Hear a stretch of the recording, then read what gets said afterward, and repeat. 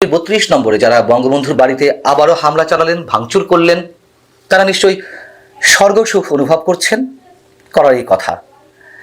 তার কারণ এদেশ থেকে ফ্যাসিবাদের তীর্থভূমি মুক্ত করার ঘোষণা দেওয়া হয়েছে।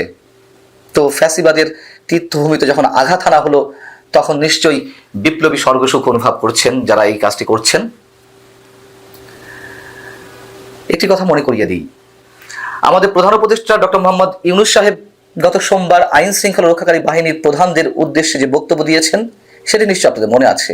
তিনি বলেছেন যে যুদ্ধকালীন পরিস্থিতির মতো আমাদেরকে সতর্ক থাকতে হবে। এই বছরটি দেশের জন্য অত্যন্ত গুরুত্বপূর্ণ।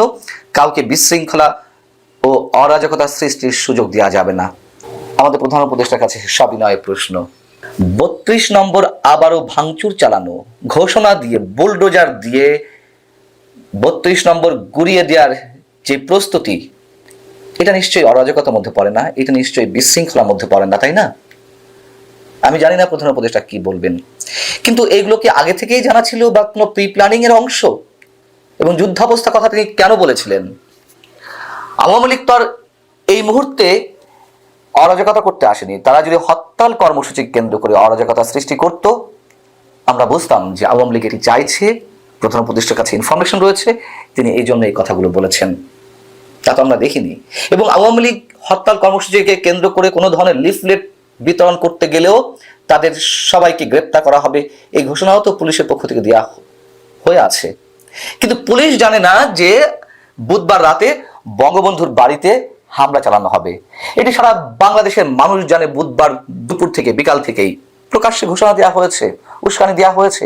বৈষম্যবিরোধী ছাত্র আন্দোলনের আহ্বায়ক হাসনাত আব্দুল্লাহ তার ফেসবুক পেজে ওপেন বলেছে যে আজ রাতে বাংলাদেশের ফ্যাসিবাদের তীর্থভূমি মুক্ত করা হবে। বিষয়টি হচ্ছে যে পুলিশের ডিএমপির অতিরিক্ত কমিশনার এস.এন. নজরুল ইসলাম তিনি গণমাধ্যমকে বলেছেন, এই ধরনের কর্মসূচি সম্পর্কে আমরা অবগত ছিলাম না। যখন ভাঙা হচ্ছিল রাত 8:30টার পর থেকে, আমি যখন এই ভিডিওটি রেকর্ড করছি রাত প্রায় 11টা বাজে, তখন আমি জানি বা শুনেছি যে সেখানে এখনো পর্যন্ত ভাঙচুর চলছে, কিন্তু পুলিশের কোনো উপস্থিতি নেই। জানার পরও, যখন গণমাধ্যমকে পুলিশ বলেছে যে আমাদের জানা নেই, জানার পরও কি করেছে? এবং ভাঙচুর চলাকালীন সময়ে সেনাবাহিনীর একটি দল এসেছিল।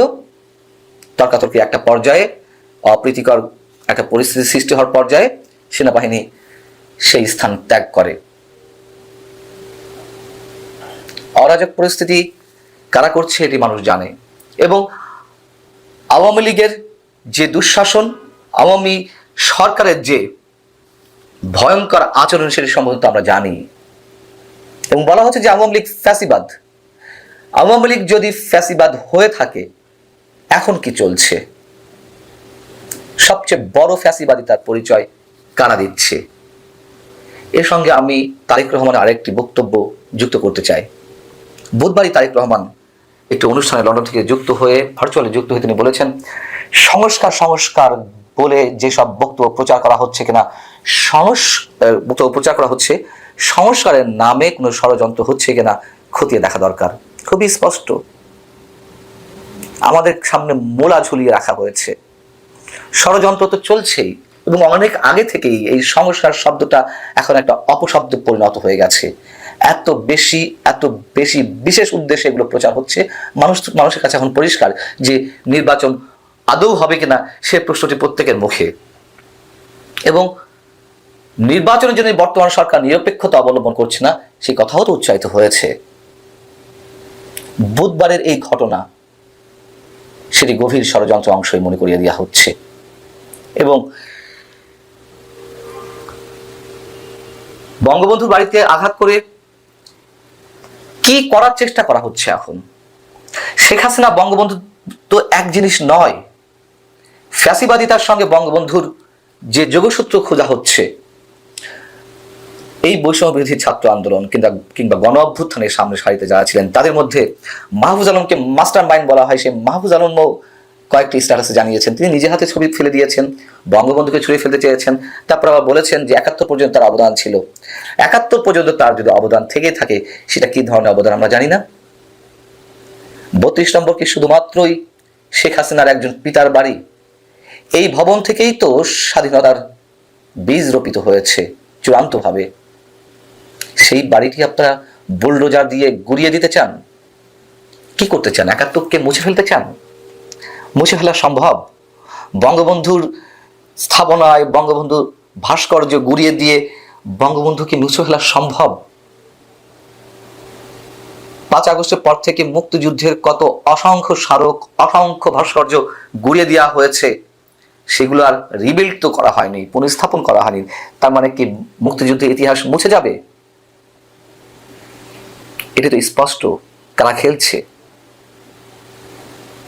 সবশেষে একটি কথা মনে করিয়ে দিই, মাঠ তো ফাঁকা, ইচ্ছে করলেই যখন তখন গোল দেওয়া যাচ্ছে, কিন্তু সেই গোল যেন আত্মঘাতী না হয়। যে খেলা শুরু হয়েছে সেই খেলার পরিণামও নিশ্চয়ই ভালো নয়।